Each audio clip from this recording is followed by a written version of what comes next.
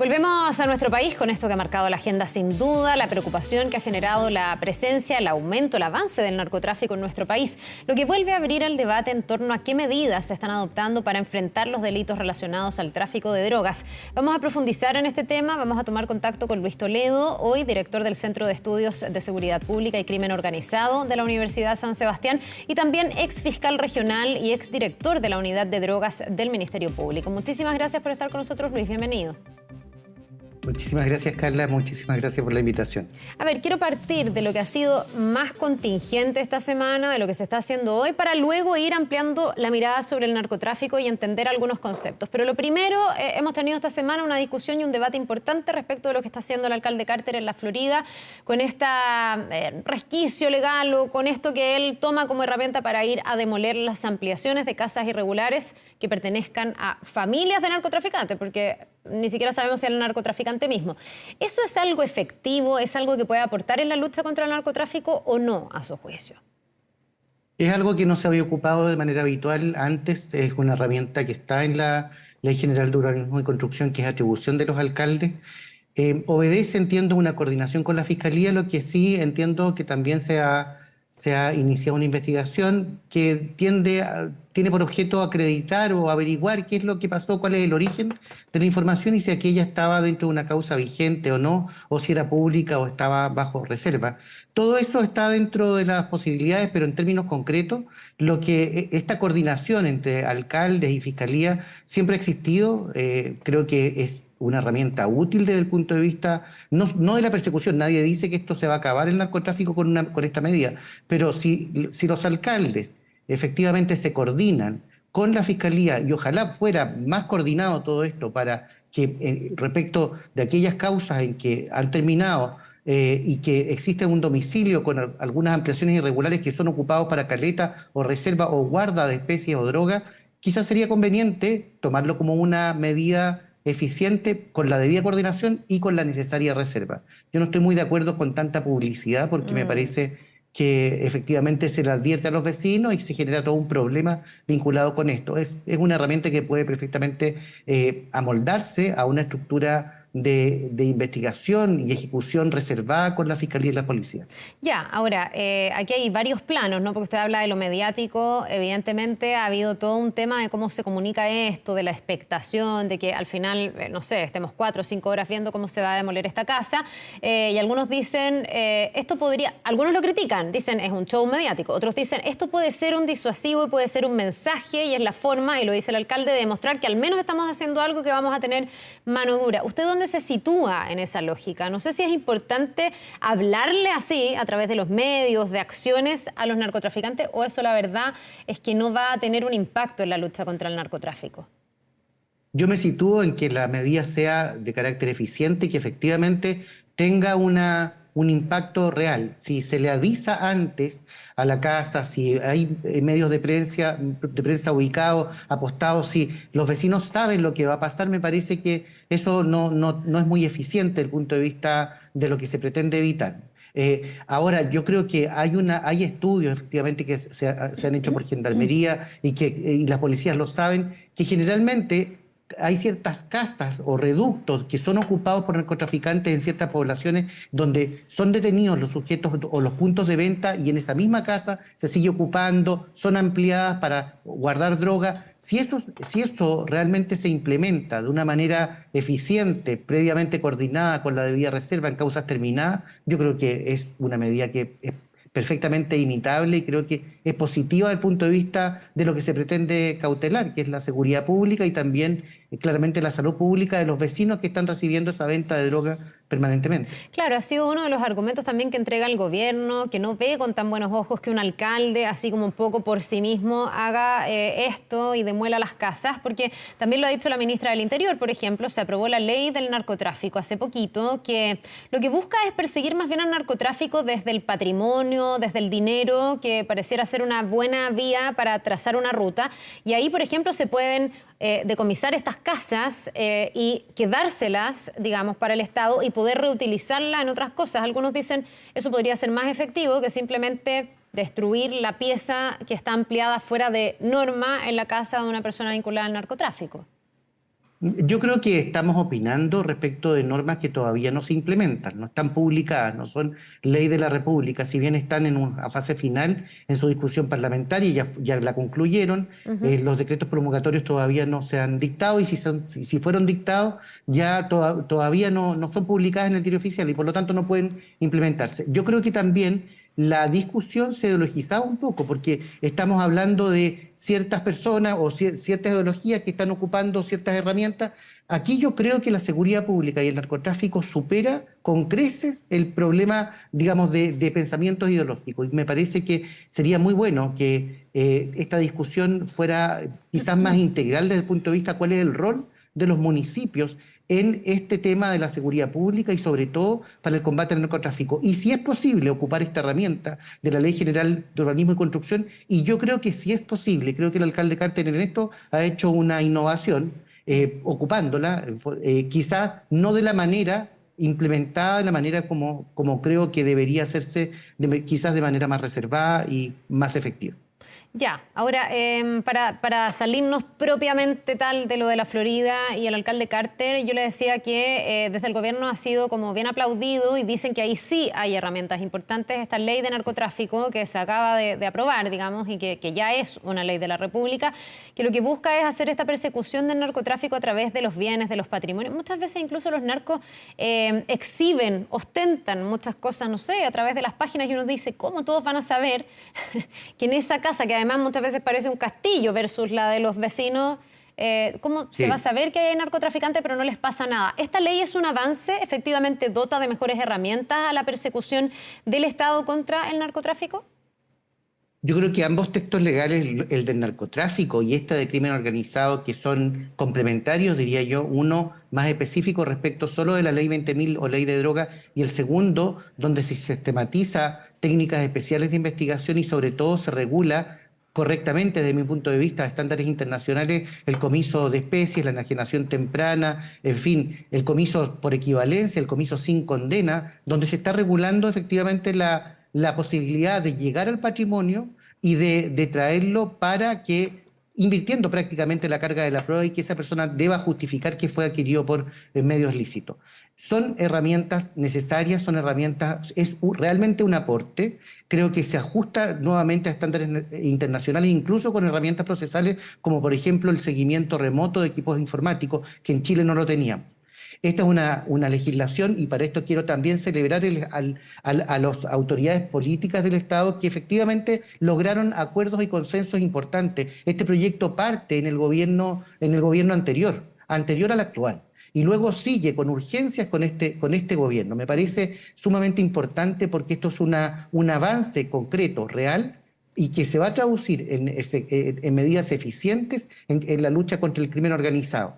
Además, se modifican los tipos penales de asociación ilícita, ajustándolos, yo diría, digamos, a estándares casi como al nivel español desde el punto de vista de la tipificación delictiva. Y se establece como agravante incluso la reunión y la asociación ilícita entre personas como agravante genérica. Quizás quedaron algunas cosas pendientes, pero hay que ponerla en marcha, hay que ejecutarla, debe ser publicada prontamente para que efectivamente la Fiscalía y las policías puedan ajustarse a estas herramientas que son entregadas y me parecen que son muy positivas. Ya, ¿y hay capacidad operativa de darle cuerpo y llevar a la práctica estos nuevos cuerpos legales? Porque una cosa es que se faculte de más herramientas, que la ley ayude, digamos, para contar con más vías para luchar contra el narcotráfico, y otra cosa es llevar eso a la práctica. ¿Quién tiene que ejecutar eso? ¿Tiene Carabineros la posibilidad de entrar a las poblaciones, a barrios que están completamente tomados, con una resistencia? Lo veíamos el otro día, muchas veces de las personas. Hay barrios simplemente donde los vecinos nos dicen, aquí Carabineros no entra. Lo mismo la PDI. ¿A quién le va a corresponder como llevar a la práctica estas mayores atribuciones frente al narcotráfico? ¿Están las capacidades para eso o falta? Hay capacidades instaladas, creo que las carencias, las brechas se van a ir notando más en el camino. Me parece que la propia ley del narcotráfico establece también la posibilidad de implementar programas y y financiar, por así decirlo, programas de persecución penal en contra del narcotráfico para las policías e incluso de programas especiales para el Ministerio Público. Esta es una reforma innovadora porque todo lo que se incautaba o todo lo que todo el producto de las ganancias o de las incautaciones, por así decirlo, iba a prevención, ahora puede ir también a persecución penal, cosa que no ocurría en Chile hasta la vigencia próxima de esta nueva ley. Y por lo tanto, creo que las brechas se van a ir notando. Hay caminos para implementar y para reducir estas brechas. Yo creo que son medidas bastante buenas. El único punto quizá, y con esto voy a abrir una discusión que quizás no sea la oportunidad porque estamos hablando de persecución penal, es que justamente en una norma de persecución penal se establece una norma sanitaria, esto es una modificación al artículo 8º de la ley 20.000, donde se permite el cultivo para uso médico con simple receta médica, y ahí tenemos una crítica desde el punto de vista que esto va a confundir la persecución penal en el cultivo de la cannabis, en la persecución penal del tráfico de cannabis, porque efectivamente la receta médica en Chile no se encuentra regulada ni tampoco fiscalizada. Ya, ¿y usted teme que ahí hay un resquicio para que Sí. personas que cultivan para fines distintos a lo medicinal terminen también cultivando sin ser penalizados? ¿A eso se refiere? No obstante, la ley establece un tipo penal para la conducta ilícita en ese sentido. Claramente, la persecución y la fiscalización de eso va a ser muy, muy dificultoso en un país donde el consumo de marihuana es uno de los más grandes del mundo, Ahora, sin duda, y de las Américas. esta discusión es bien interesante porque en el fondo, Luis, muchas veces se tiende a sacar la marihuana de la categorización de otras drogas como la cocaína, la pasta base, y quienes defienden la marihuana dirán, no, pues el narcotráfico no tiene tanto que ver con eso, tiene mucho más que ver con otro tipo de drogas, pero le quiero preguntar en el fondo qué representa la marihuana para el negocio del narcotráfico, porque alguien podría decir es bien puntual, es una persona que cultiva en su casa, está como esta mirada bien como inocente de la marihuana muchas veces, alguien que cultiva en su casa, bueno, si no es para fines medicinales y es recreativo, ¿qué importa que se fume un pito de vez en cuando? Pero usted lo pone como un, no sé si un escollo, pero una alerta respecto de cómo se va a fiscalizar eso en la lucha contra el narcotráfico. En una norma que tendía o que tiene por objeto mejorar la persecución del narcotráfico, claramente que confunde. ¿Y por qué? Porque en definitiva, les reitero, nuestro país, Chile, es uno de los principales consumidores, sin duda en América del Sur y en todas las Américas, comparado incluso con Estados Unidos. El daño que provoca de la marihuana es grande, y no es que lo diga yo o por un afán, qué sé yo, personal, en absoluto. La marihuana está regulada como droga por la Convención de Naciones Unidas, por la Convención de Viena del 88. Está regulada y efectivamente es una droga perseguible. No están medidos sus efectos, por así decirlo, completamente. La marihuana que llega a Chile viene incluso desde contenedores de México. Hay grandes carteles vinculados al tráfico de marihuana que convierten sus ganancias, incluso no solo trafican marihuana, también cocaína, pero ingentes cantidades de marihuana vienen desde el cartel del Golfo, de Colombia, de México, noticias que ustedes mismos han dado. En Chile se consume muchísima marihuana y por lo tanto creo que desde una mirada de persecución penal, pero también de salud pública, es necesario poner atención a esto, porque efectivamente creo que se adoptó una decisión legislativa en esta materia sin haber escuchado a la sociedad científica, sin tener suficiente evidencia científica, y nosotros estamos por la adopción de políticas públicas basadas en la evidencia, y creo que en este caso no hay una correlación entre ambas decisiones. Creo que es una medida popular, sin duda mucha gente la va a celebrar, pero creo que también desde el punto de vista de la persecución y sobre todo de la salud pública hay un punto negro. Pero eso no quita todo lo otro bueno que tienen estas legislaciones en torno a la persecución penal. De cualquier droga estoy hablando. Y también del crimen organizado, porque lo sistematiza y apunta, creo yo, a la dirección correcta. Se me olvidaba, en la ley de crimen organizado también establecen una serie de medidas de protección para los agentes encubiertos, para los testigos, para los informantes. Regula materias que en la ley de drogas antes no estaba regulada y que en definitiva aporta efectivamente con definiciones para futuros procesos, con medidas de seguridad concreta para que esos instrumentos especiales de investigación que no se dan en cualquier delito, sino en los que están categorizados como crimen organizado, sean eficaces y puedan ser implementados de manera eficiente con medidas de protección para quienes aporten informaciones respecto de esto. Sí, usted tiene mucha experiencia, Luis, como ex fiscal regional, como el exdirector de la Unidad de Drogas del Ministerio Público. ¿Cuánto se ha profesionalizado el narco? ¿Cuánto ha cambiado? No sé si además hoy día el narcotráfico está inevitablemente ligado a otro tipo de delitos y tenemos como una forma de actuar y una forma delictual más compleja que lo que era hace años. Tenemos formas distintas que hemos ido normalizando. Esto se ha dicho en muchas ocasiones, no solo por quien le habla, sino por todos los quienes se relacionan con la persecución penal y con los delitos, los sicariatos, en fin, las amenazas que se ejecutan. En Chile antes era habitual que las amenazas quedaran como amenazas no condicionales, pero hoy día las amenazas se traducen en muertes, aumentan los homicidios. Yo creo que lo hemos dicho desde varios sectores, lo ha dicho el sector público, toda la persecución penal, yo creo que no estaba preparada para estas formas delictivas que fueron siendo importadas de a poco, vinculadas no solo con formas extranjeras, sino que también se fueron perfeccionando desde acá. Creo que también hay un acento importante, no hemos puesto todas las fichas o todas las fichas necesarias en las cárceles. Estoy hablando desde donde se está gestando incluso parte del crimen organizado. En América Latina prácticamente tiene una realidad muy especial donde cárteles o donde efectivamente organizaciones criminales se nutren, forman sus casas matrices dentro de las cárceles. Eso ocurre con el PCC, ocurre con el Tren de Aragua, ocurre con el Comando Verbelo, ocurre con las maras que tanto se ha hablado. Esto ocurre solo en América Central y América Latina. No ocurre en Europa, no ocurre en Estados Unidos, porque efectivamente las medidas de segregación, las medidas que se adoptan en los países desarrollados son distintas dentro de la privación de libertad. Me parece que hay mucho trecho por recorrer, creo que es necesario que conversemos al respecto, pero creo que también hemos sido observadores del fenómeno criminal, estamos respondiendo con medidas legislativas adecuadas, me parece. Todavía creo que hay otras medidas que hay que implementar. Y reitero la necesidad, y lo ha dicho el propio fiscal nacional, tanto el anterior como el actual, de implementar una fiscalía con competencia nacional. Se habla de supraterritorial, yo digo con competencia a nivel nacional, efectivamente que pueda establecer los indicadores necesarios, la información necesaria para ocurrir a cada una de las regiones y que las regiones no estén tan delimitadas a nivel territorial conforme hoy día están los fiscales regionales. Me parece que hay medidas que se pueden implementar y que pueden mejorar la persecución penal a estándares internacionales todavía mucho mejor que lo que tenemos. Luis, yo partía preguntándole por las señales. Algunos han visto que el valor, que lo que está haciendo el alcalde Carter, está también en hablarle, como dice él, al narcotráfico y decir que el Estado no se va a quedar tranquilo y que se van a tomar las acciones por mínimo que sean para poder perseguirlos.